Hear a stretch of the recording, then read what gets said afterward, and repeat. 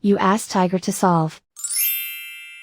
This deals with linear equations with one unknown. The final result is x equals 2. Let's solve it step by step. Group all constants on the right side of the equation. Add 3/5 to both sides.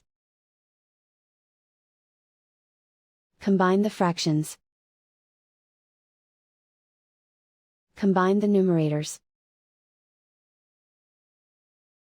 Reduce the zero numerator. Simplify the arithmetic.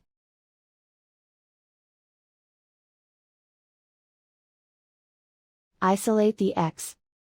Multiply both sides by inverse fraction 10/3.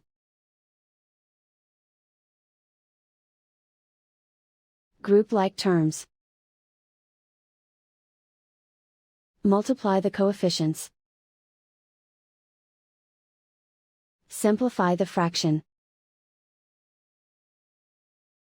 Multiply the fractions. Find the greatest common factor of the numerator and denominator. Factor out and cancel the greatest common factor. And so the final result is x equals 2.